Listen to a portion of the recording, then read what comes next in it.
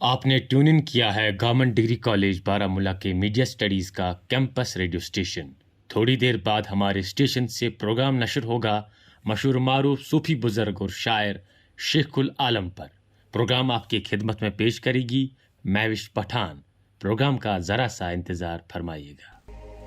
شیخ العالم رحمۃ اللہ علیہ کی زندگی پر مبنی پروگرام لے کر میں مہوش پٹھان آپ کی خدمت میں حاضر۔ میری طرف سے سبھی سننے والے خلوص برا سلام آداب قبول کریں۔ شیخ العالم رحمۃ اللہ علیہ وادی کشمیر کے ایک مایہ ناز صوفی بزرگ گزرے ہیں جنہیں کشمیری میں نند رشی کے لقب سے جانا جاتا ہے۔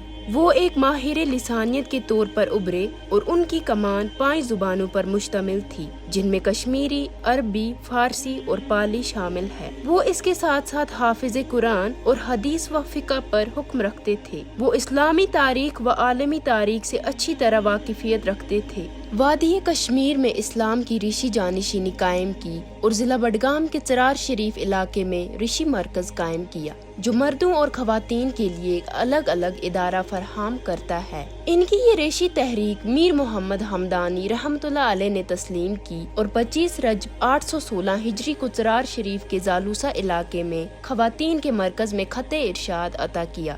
انہوں نے قرآن پاک کا کشمیری زبان میں ترجمہ کیا جسے ہم شیخ شک کے نام سے جانتے ہیں۔ شیخ نور الدین ولی یا نند رشی کشمیر کی ایک محبوب شخصیت ہے۔ ان کے شک فلسفیانہ اور روحانی طرز کے ہیں۔ آپ کی شاعری کو پڑھنے سے ایمان تر و تازہ ہو جاتا ہے۔ اس سلسلے میں ہم نے مناسب جانا کہ آج کے اس شمارے میں ہم آپ تک ان کے کچھ اشعار یعنی کچھ شیخ شک پیش کریں۔ اول ریشی احمد ریشی، دوم حضرت اویس قرنی آ، تریم ریشی زلقا ریشی، چورم ریشی پلاس آ، پونزم ریشی رم ریشی، شیم ریشی میران آ، ستمس کرہم دشنا حشی، بکس ریشی تم کہنا۔ ان کی پوری شاعری کو مفسروں اور اسلامی اسکالروں نے کشمیری قرآن قرار دیا تھا اور آج بھی یہ حیثیت برقرار ہے۔ ان کی نظمیں فلسفیانہ، مذہبی، سماجی، معاشی، اخلاقی، سیاسی، سائنسی اور تحریکی ہے۔ شاید ہی کوئی ایسی جماعت ہو جہاں انہیں یاد نہ کیا گیا ہو، خواہ وہ سماجی، لغوی، مذہبی، لسانی یا سیاسی ہو۔ کشمیر نے پچھلی 7 صدیوں میں ان جیسی کوئی مشہور شخصیت پیدا نہیں کی۔ اصل رشی صوفی تنہائی پر مرکوز تھے اور مراقبہ پہ زور دیتے تھے۔ وہ دنیاوی لذتوں سے پرہیز کرنے والے بزرگ تھے۔ وہ سادگی کے مالک تھے اور وہ خواہش کی زبان اور تلاش کے پاؤں کو روکتے تھے۔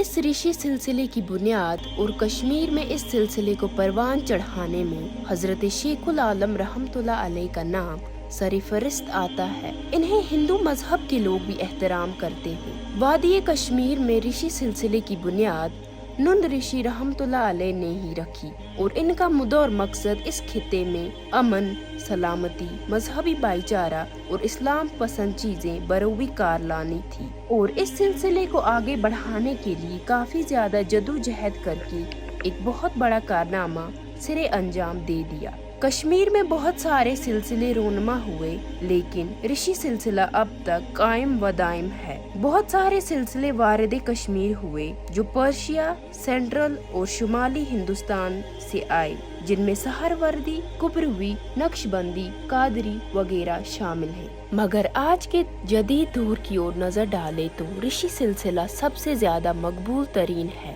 اور ہر مذہب کے لوگ اسے عقیدہ رکھ کر احترام کرنے میں کوئی حرج ظاہر نہیں کرتے۔ رشی لفظ سنسکرت سے ماخوذ ہوا ہے اور اس کے بانی شیخ العالم رحمۃ اللہ علیہ ہی ہے۔ اس زمانے میں ایک عظیم مفسر ابو الفضل کا کہنا ہے کہ سب سے عزت رکھنے اور احترام کرنے والے لوگ اس ملک میں رشی سلسلے سے وابستہ لوگ ہیں کیونکہ انہوں نے وہ روایتی چیزیں ترک کی ہیں جو اسلام کی بہبودی کے لیے خلل پیدا کر رہے تھے۔ وہ کسی کو دکھ نہیں دیتے بلکہ اوروں کے دکھ لیتے ہیں۔ وہ دوسروں کے لیے پیڑ لگاتے تھے تاکہ غیر اس کا میوہ کھائے۔ ان کی زبان اور دل لالچ سے نہیں بھرے ہیں۔ وہ بس ایک اللہ اور ان کے رسول صلی اللہ علیہ وسلم کو مانتے ہیں۔ نفسی کڑس اٹ اٹی، نفسی کڑس پشیمان، نفسی کڑس اٹ اٹی، نفسی کڑس پشیمان، نفس چھُی مدہس ہٲنکل ژٹی نفس یم حد روٹ سُہ ووت لامکان.